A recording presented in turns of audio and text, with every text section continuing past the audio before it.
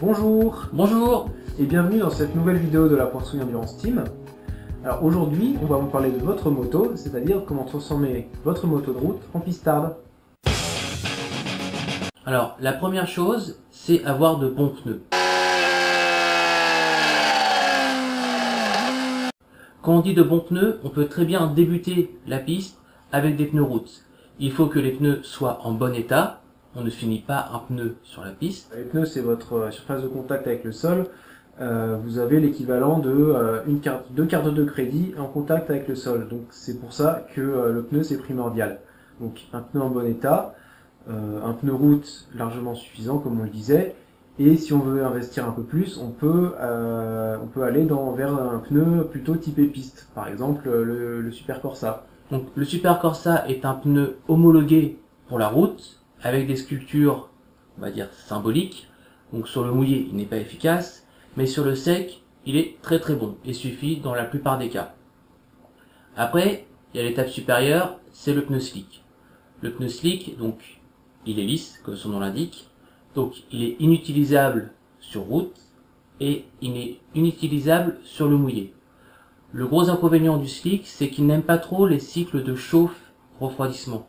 Donc, si vous en avez, il faut aussi investir dans des couvertures chauffantes. Alors, on peut aussi citer le pneu pluie, parce que évidemment, quand il pleut, le slick, ça glisse. Hein.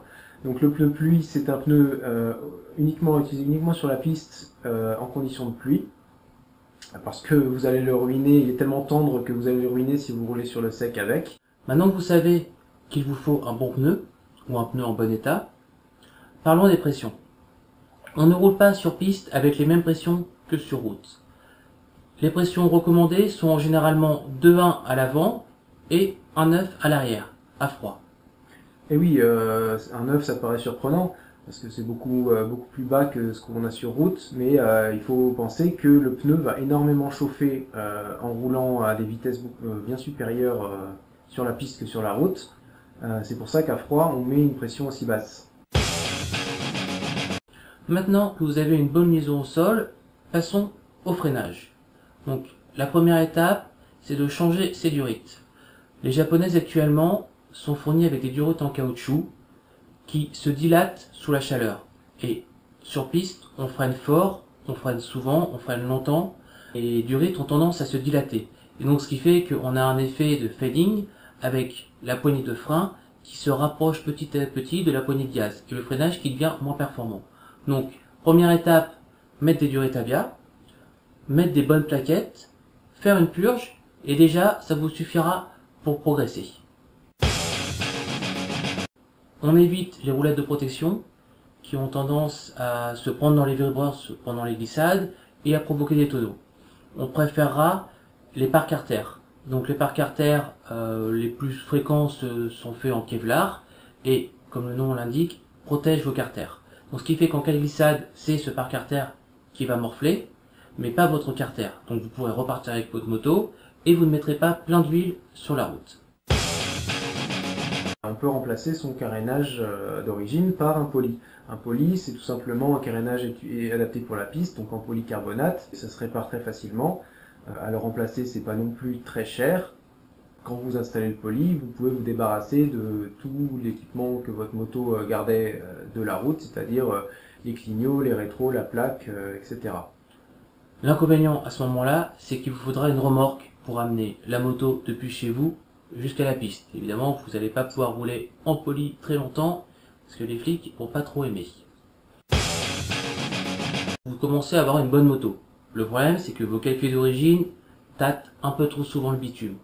Primo, c'est pas rassurant. Secondo, c'est dangereux. Donc dans ces cas-là, il faut investir dans des commandes reculées. Il existe deux types. D'abord, les déports, qui prennent juste les platines d'origine et les reculent vers le haut et vers l'arrière. Le coût est moindre, en moins d'une centaine d'euros. Ou sinon, il y a les vraies commandes reculées. Donc là, le problème, c'est que l'ordre de prix n'est pas le même.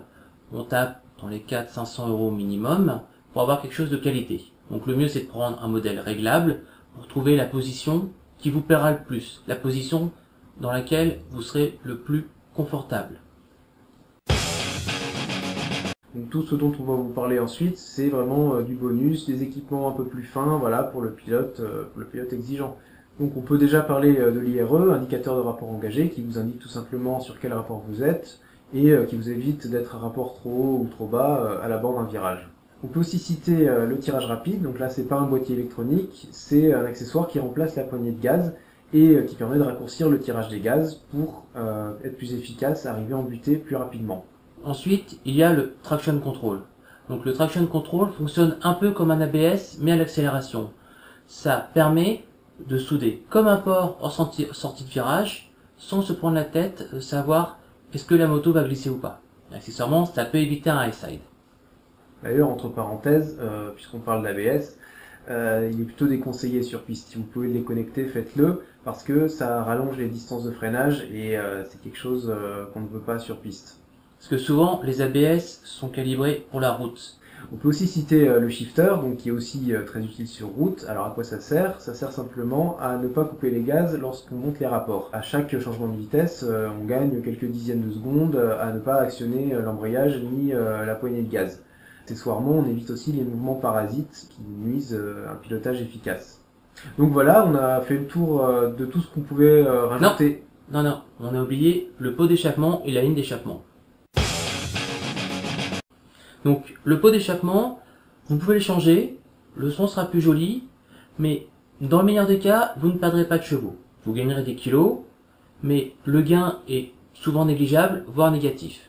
De plus, il faut savoir que de plus en plus, les circuits sont restrictifs au niveau du bruit, donc ça serait dommage que vous vous retrouviez à ne pas pouvoir rouler parce que votre joli pot fait trop de bruit. Donc si vous allez sur circuit et que vous avez un pot pas d'origine, pensez à prendre une chicane. Donc si vous voulez vraiment un gain de puissance à ce niveau-là, ça sert à rien de remplacer uniquement la cartouche, uniquement le pot, il faut remplacer la ligne entière. Donc là je pense qu'on a fait le tour de l'équipement que vous pouvez mettre, mais sachez que avant de dépenser de l'argent pour améliorer votre moto, dépensez-le pour rouler.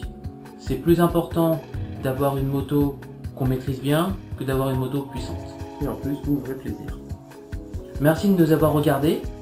Vous pouvez nous suivre sur Facebook, sur Google+, ou sur notre blog. Voilà, n'hésitez pas à laisser des commentaires, on y répondra avec plaisir. Et d'ici là, à la prochaine. Faites-vous plaisir. Au revoir. Au revoir.